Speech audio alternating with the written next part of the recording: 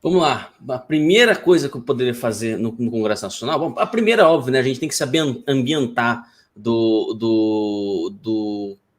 enfim, né, do local em que nós estamos, né? Então nós precisamos saber exatamente qual está a disposição de forças, né? Vai ser todo aquele processo, né?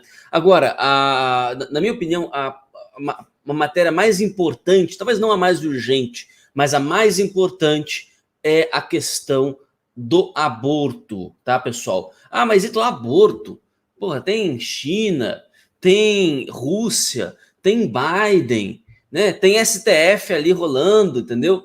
Sem falar de aborto essas horas, assim, meus amigos, aborto.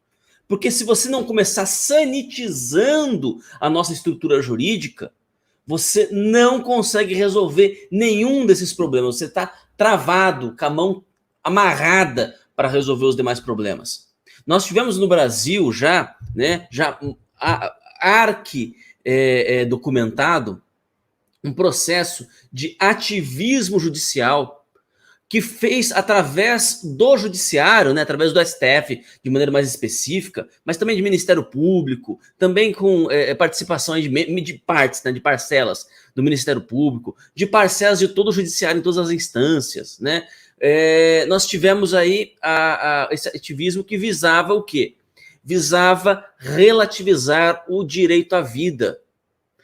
Você percebe que desse problema em que o judiciário vai lá e decide, olha, esse grupo específico de pessoas não terá o direito à vida, você percebe que desse problema ramifica o resto? Porque desse problema, do método que foi usado para legalizar o aborto no Brasil, porque hoje em dia o aborto no Brasil é praticamente legalizado. É praticamente legalizado. Na prática, quem quer fazer um aborto, faz. Quem quer fazer um aborto, faz de maneira legal. Né? Você percebe que o método que foi usado para legalizar o aborto no Brasil, dali você deduz que foi onde começou o espraiamento, né, essa entrada do judiciário na vida, nos outros poderes.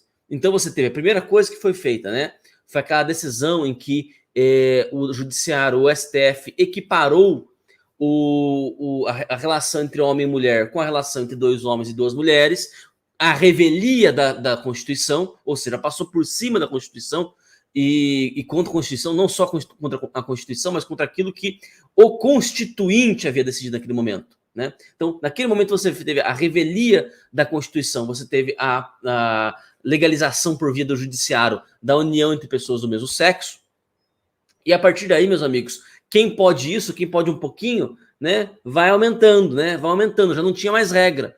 A partir daí o judiciário já poderia decidir, eu decido que posso. Né? Então, a partir daí já não tinha mais, os outros poderes estavam à mercê, até que ficou configurada aquela situação lá do Omar Aziz, né? O Omar Aziz falou, não, porque debaixo de Deus tem o STF, aí os outros dois poderes. Né? Aquilo que ele falou, veja bem, foi um sincericídio, mas é verdade. Hoje em dia, na configuração atual no Brasil, nós temos esse problema, nós temos essa realidade. O STF, ele está acima, né? Ele atua acima dos outros poderes e está trabalhando para normalizar essa realidade. Né? Tá fazendo com que a gente aceite isso, quer que a gente aceite isso. Né? Você vê, já tem alguns ministros do STF que já estão falando assim, olha, é que entenda o seguinte, por exemplo, só o STF é supremo. E os outros poderes não são supremos. Não existe Supremo Presidente e nem Supremo Congresso, mas tem Supremo Tribunal. Então nós estamos acima dos outros. Quer dizer, é um argumento de criança, um argumento de besta mesmo, um argumento de idiota. Né? Porque é óbvio, qualquer imbecil consegue perceber que Supremo Tribunal é porque ele está acima dos outros tribunais. E não acima dos outros poderes. Ele não é supremo sobre toda a realidade do Brasil.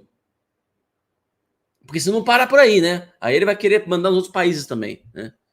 Então, assim, não é mas eles estão se esforçando justamente para tentar normalizar isso aí, para que isso passe a ser cada vez mais aceito. Entendem isso? Acho que vocês entenderam isso. Então, a questão pró-vida, ela vai muito além do que só a defesa de crianças, o que já seria motivo o suficiente.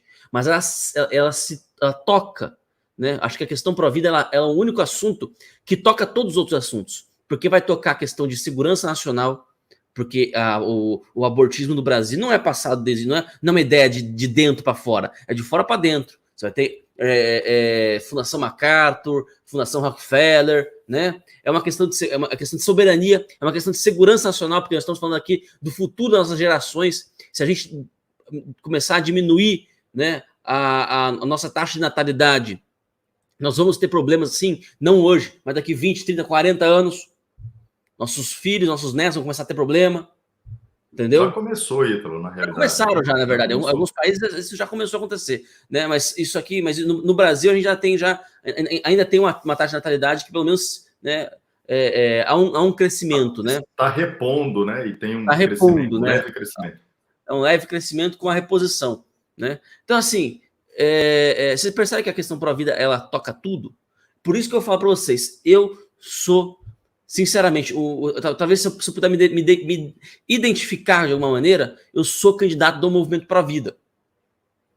Podem contar comigo para toda e qualquer obstrução, oposição, etc., a todas as medidas que forem apoiar, ampliar ou relaxar as proibições ao aborto.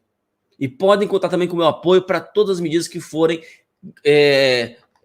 consagrar, mais uma vez, o direito à vida no nosso ordenamento jurídico. É preciso, de novo, consagrar o direito à vida da concepção, que é do seu surgimento natural, até a sua extinção natural.